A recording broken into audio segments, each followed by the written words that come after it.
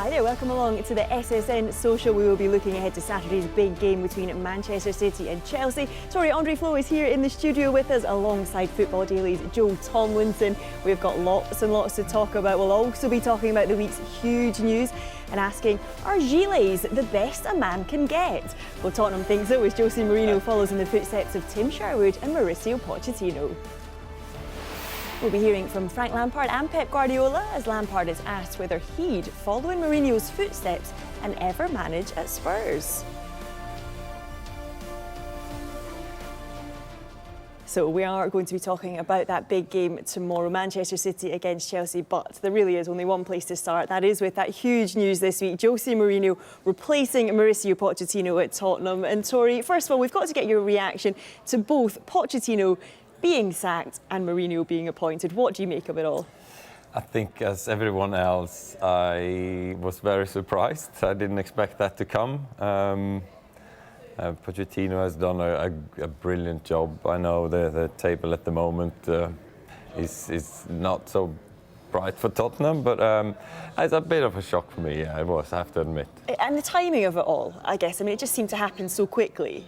Yeah, I didn't know that it was discussed even. So yeah, it came out of the blue for me at least. Yeah, Joe, what about from the Manchester United perspective? Because obviously you guys know Mourinho well. Yeah. What did you make of the appointment? I mean, it's exciting, isn't it? It's a blockbuster move, and what he gives you is fireworks every single week, both in the media and on the touchline. So it's exciting. From a Manchester United fan's perspective, I was kind of surprised to see him get a job of Tottenham Hotspur's stature, I have to say. I think that his reputation was tarnished quite badly by the end of Manchester United and the end of Chelsea before that. And he hasn't been in the hunt for any of the other big jobs that have been available, the Bayern Munich's, Juventus's, Real Madrid's before Zidane. And now he's managed somehow to get in at Tottenham Hotspur on a load of money, when that's just not what they usually do. So I was totally shocked. Yeah, and Tori, what do you make of that? I mean, is Mourinho a good fit at Tottenham? I think Tottenham hasn't won much for many, many years, but Mourinho has. So I can see the thinking behind that. Yeah, if someone can make Tottenham win something, I think he can do the job. Yeah, and Joe Mourinho could be that man to get them to win a trophy at last. I mean, he has to. Yeah. He has to. They've made a bit of a deal with the devil to win a League Cup, in my opinion. Yeah. I don't think they'll necessarily win a Premier League during his tenure there. I think even with Mourinho, Guardiola and Klopp are still a step ahead of there, and the Champions League feels out of reach right now for that squad. So Mourinho will be targeting the FA Cup this year, seeing as they're already out of the League Cup, and then next year I'm sure the League Cup.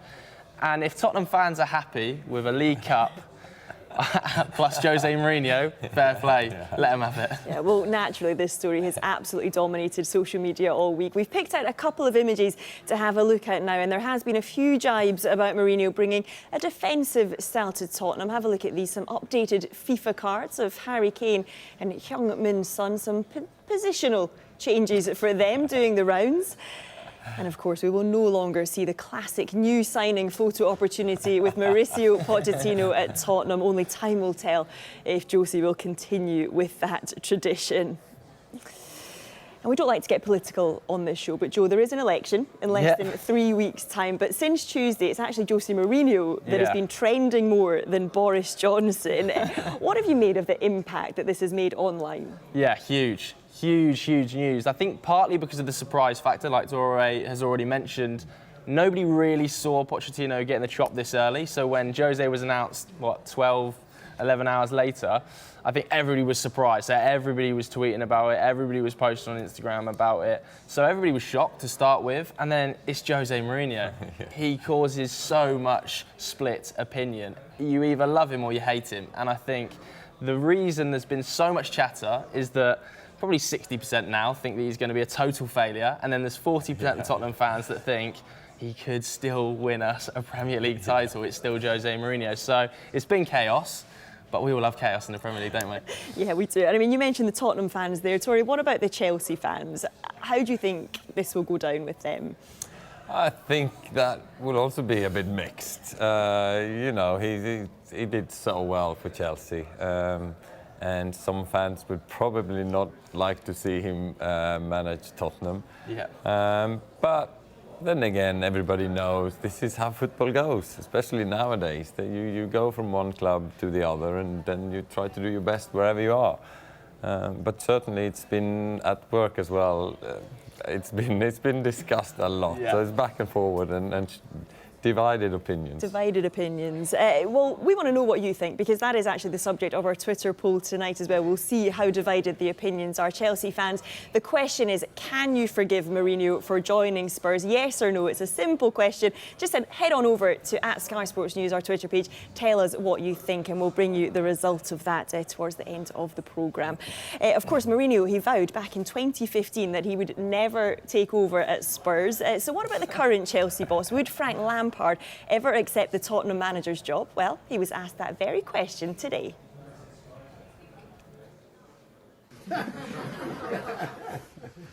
I can firmly say no, and you can replay that again in 10 years or whatever you want. So I think no is the answer there from Lampard. Never say never. Well, I'm just Never gonna say say, do you think he'll regret that? Will that come back to bite him in a few years? I mean, he did go to play for Man City, didn't he? So never say never. Well, of course, Mourinho dominating the agenda, not for the first time, but there is that huge match this weekend, Manchester City against Chelsea. We've got to talk more about Frank Lampard. We just heard very briefly from him there. How impressed have you been with the job that he's done? Very, very impressed. I think the players now seem to play with freedom, with confidence, and they're going forward. There are some young players in there, but they don't seem to be faced at all by playing at this big stage. And he's got them together, and they're playing brilliant football. Yeah, are you surprised at all? Not surprised, no. I knew that he was a good, well, obviously he was a very good player, professional in every way. He's had 1 year experience already being a manager. But I think what's impressed me the most is the way that he has adjusted to mistakes by the team. For example, in the first game against Man United, actually they played a good game, but they did some mistake and lost. So I thought, wow, this is going to be tough. But then he did some adjustments, and they really, from then on, better and better. Defensively as well, conceded a bit too much in the beginning. Now it looks much more solid. So he seems to learn, or coach the team to be better and better all the time. Yeah, Joe, do you see a similar thing in Frank Lampard? Are you surprised with what he's done? Yeah. I didn't think necessarily he'd be able to step up in the way he has immediately. I think there are still some issues to address. It's not the finished package by any means, and I think Frank would be the first one to admit that. I still think there are a few problems in the bigger games. Struggled against Manchester United twice now, struggled against Liverpool, struggled against Leicester at times. So I think it'll be interesting to see how he adapts to Manchester City this weekend, because it's all well and good blowing some of the smaller teams away like Norwich, but if you actually want to put a title run together and challenge a Manchester City, you've got to win the big games against your top 6 rivals. Yeah, and Tori, you mentioned some of the younger players at the start there. A lot of people know that you are a Chelsea ambassador, but perhaps they don't know you've also been the lone player coach since 2018. I'm just going to throw some names out there. Mason Mount, Tammy Abraham, Not bad, is it? Fikayo Tomori, Kurt Zouma. They were all on loan last season. Is it actually you that we need to give the credit to? No, I don't think so. But one thing, it has been great to be working with these young players, and all credit also to the academy for bringing up so many good talents. And yeah, no, I'm really proud to be working at Chelsea, that the whole club has managed to bring through so many players into the first team, and we all know that it's not easy at this time. Yeah, because I mean, even as Premier League fans, you look at these young players, and it's not the team that you support, perhaps, but you can see the impact that they're making in the Premier League. Definitely, and I think loan moves are increasingly important for some of the young players, because it's so hard to get any game time at a top level, in particular Premier League club. And we've seen players more recently, the likes of Harry Kane, really improve whilst being away on loan. And I don't know about you, Tore, but I kind of think it's more important to have minutes in the first team, playing and maybe away from your parent club, than it is just to be sat on the bench and playing in training. Yeah, no, we definitely see that. It's minutes on the pitch that actually counts. To get that experience playing against men or senior football, that is what develops them a lot. And yeah, some of them have had great success doing that. Yeah, absolutely. Well, let's get the other angle now. Sam Lee covers Manchester City for The Athletic. He joins us on the line now. And Sam, it does seem like a long time since that defeat at Anfield. By the time City kick off, they could actually be 12 points behind Liverpool. Just how worried should City fans be right now? I couldn't say they shouldn't be worried at all. Obviously, they've got so many big fixtures between now and the end of the year. Liverpool have kind of gone through their difficult run of fixtures and they've come out the other side looking pretty good. You know, they're going to miss a game because of the Club World Cup, but you know, other than that, you know, they're pretty winnable games. City obviously got Chelsea tomorrow, Arsenal, Leicester, United. They got away games at Newcastle, Burnley, Wolves. None of those are easy. Sheffield United are home to finish the year, and obviously Sheffield United are looking really good and fearless at the moment. So I'm not going to say City fans shouldn't be worried because you know, there's kind of that feel they're not quite as strong as in seasons gone by, not quite as indomitable as seasons gone by. If you look at the end of last season, they won 14 games in a row, and I wouldn't put it past them to win them again. You know, they've obviously got it within them, you know, personality-wise and certainly quality-wise. But I'm just not quite sure they're as sure of themselves as they were last year. I'm not sure what you guys think in the studio. From the outside, how does it look to you? Does City seem the same as seasons gone by? Is something a bit different? Something missing maybe? Yeah, I definitely would agree with Sam there. I think they look a little bit edgy at times, particularly when they're going behind. And I also think we've seen a different side to Pep Guardiola this season. We've seen a Pep Guardiola that maybe looks a little bit more rattled than he has in the past. I mean, I didn't see his press conference today, Sam, but was he kind of edgy in it? Because we've seen him have a go at the officials a little bit. We've seen him get a little bit rustled by Jurgen Klopp over the last few weeks. You know what? I mean, you're absolutely right. In terms of being rattled, I think certain people like to play up. I think Liverpool fans enjoy the idea that, you know, they've rattled him and it's Liverpool that have done this. But it's Guardiola. We all know the things that make Guardiola great are probably the same things that make Guardiola not so great. So he's so intense and everything needs to be going well. And, you know, he's so on top of the details. That's why City win so many games. And, you know, their tactics are kind of beyond reproach because he plans everything to the nth degree. When it's not quite going so well for whatever reason, obviously it bothers him. And yeah, like you say, we've seen in the press conferences in the last few weeks and in media interactions and obviously on the touchline at Anfield, he's been a bit more tetchy, he's been a bit more rattled. But today he was actually great, much more talkative, much more open. There's two parts of the press conference at City. The first bit, which is what you guys at Sky can show, probably didn't see too much of a difference there. But when he was talking about Lampard, he was a bit more open. And then in the second bit, which is, you know, kept back for newspapers and online media such as ourselves, which will be coming at 10:30 tonight, he was much more open. He was much more happy. And he was kind of defiant as well. Last 2 weeks, obviously, people have been saying, you know, Guardiola's not happy in Manchester. He's tetchy. He's going to leave at the end of the season. But there was a pretty, you know, defiant response to that. And if we're going to read anything into, you know, managers' views or emotions in press conferences, then I think City fans for sure, and probably, you know, rival fans as well, can think, oh, okay, Guardiola means business. So I'm not sure how much you ever read into those things. You know, Torre, was that something that ever bothered players? You know, how the manager comes across in the media? Yeah, Tori, is that something that bothered people when you see how your manager behaves in these press conferences? No, well, I can talk from a player's point of view. I've had a lot of managers and their mood would go up and down a lot with the results. That's for sure. And that is because they are winning type of people. I think Mourinho said that the other day as well. The reason why he was not always happy is that's a period when the results are not so good. And I think that would be the same with Guardiola. Couple of defeats and obviously he won't be smiling and be exactly the same as when they've been winning 14 matches consecutively. So the mood will go up and down, but I think on the actual training ground, he will be as focused as ever and make sure that he fixes the problems that made the defeat the game before. So I think it's just the way they are very competitive and they like to win matches. Yeah, absolutely. And Sam, where does this rank in terms of Pep's career? Is it the toughest time that he's had so far in his City career? Good question. In his City career, no, I still don't think so. as I said before, I'm not going to say City fans shouldn't be worried, and I'm not going to say this isn't a challenge for Guardiola. He's got injury problems. Maybe some of City's defeats have come from the way he's tried to mitigate those injury problems. Fernandinho at centre back and other people in midfield and moving the midfield around. It's not quite worked, so it's definitely a challenge for him.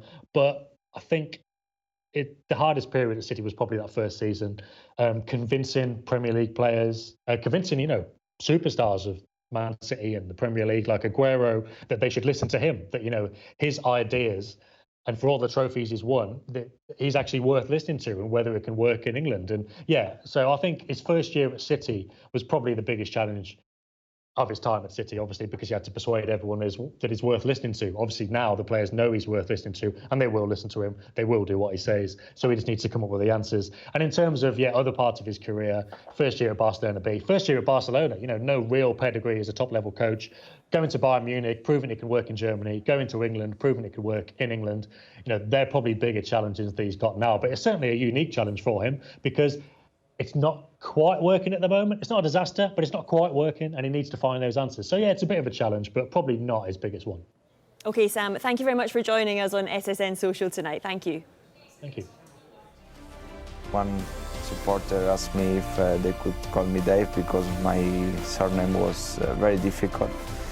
So from then until now, it's still going on.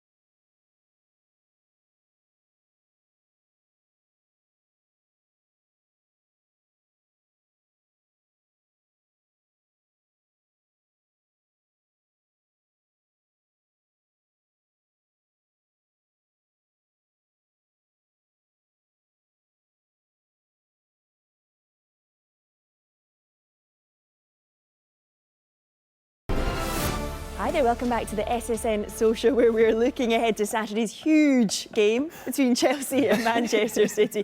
Tori Andre Flo is here, so is Joe Thomlinson. We're going to hear more from them in just a moment. We'll also explain what this is all about, but we're going to hear from Frank Lampard now. He was asked if he could emulate the likes of Sir Alex Ferguson by staying at the same club for more than a decade. Well, maybe a romantic notion is one thing, but I think the real notion is that that you should only look in the very, very near future, because, as we sort of alluded to earlier there, that you are always results or performances away from a difficult patch or a good patch. At the minute, everyone's keep talking about how well we're doing. I don't like that. I get nervous. I want to play that down, and I want us to keep doing well. So I am certainly not one that looks further ahead than the next game, the next little period of games, and what will be after that. Manchester City against Chelsea tomorrow. Two teams who have spent big over the past few years. So ahead of the match, we thought we'd have a little bit of fun in a game I like to call Joe's Price is Right. Joe, you're probably far too young to know what on earth I'm referring to. So, of doubt, we're going to take a look through some Chelsea players, some Manchester City players. All you guys have to do, we want you to work together. Tell us if you think they cost more or less than the previous player by saying higher or lower. So we're going to start by revealing Kepa. Okay. Signed for £71.6 million. Okay. The question is, Riyad Mahrez, higher or lower? Well, I'm feeling pretty confident because before this started, Torre said that Kepa was about 72. So the knowledge is strong. What do you think? I think a little bit lower. Yeah, no, he must be the most expensive player, so lower. We're both going lower, right? Let's reveal all. Riyad Mahrez, was he higher or lower? Good start. He was indeed Very good lower. start. Excellent start. Right, Okay, we shall happy move with that. Mahrez over here. We'll move on to Morata. So Mahrez, 60 million. Alvaro Morata, what do you think? You think so, Higher or lower? I'll just, to be clear, add-ons are included in these prices. So I don't know if you want to take that into consideration, if that was not... You're the Chelsea man, Torre. What do you think? Slightly lower, but well, I'll go with you. I think slightly lower as well. We're going with Tory. Lower? Slightly lower? Slightly lower. Okay. Very close, though. Higher or lower than Mahrez? No, I've seen a bad number there. I see the bit later as well. Oh, my word. Higher. Is that true? Can you believe that? I must say, I did actually check this because I thought that was... I mean, not that I want to doubt my producer, but I thought, hang on, but it absolutely is true. He 70 was higher. mil. 70 million. Was between 50 and 60. I know. So did I. There we go then. So I wonder what you Okay. make of this. Rodri. Now, Rodri, I think, was 62. Yeah, Oh, good knowledge. I think he was 60. definitely think that was down from So 70. yeah, lower. Okay, We'll both so say we're going lower. lower. We're going lower. Let's see, higher or lower than 70 million? 62.5 million. Lower, slightly lower. Just half a mil off there. Very good. So we're getting Joe, better. We are. Right, here's a blast from the past.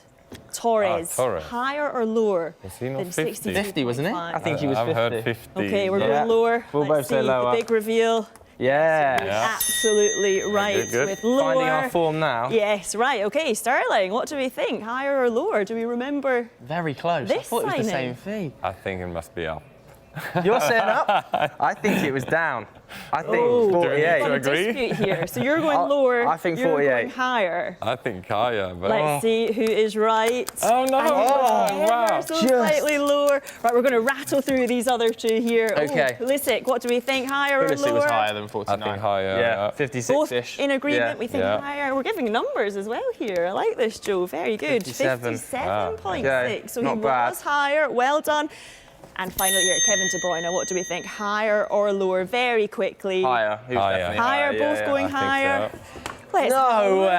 way. He was lower. Oh, I'm really disappointed. The producer's wrong. The producer's wrong. They've lied to you. How many mistakes did we have Excellent at the job. That end? was Joe's Price is Right. I think you won it. I'm going to give you the win. Okay, we'll but yeah, take it. that is the end of SSN Social. My thank you to Tori Andre Flo and to Joe Tomlinson. It's been an absolute How pleasure. small I look. Thank you so much for joining us. Do stay with us though, because coming up on Sky Sports News, we will bring you plenty more build up to this huge game. It is Manchester City against Chelsea. We'll be bringing you an exclusive interview with Pep Guardiola. That's next.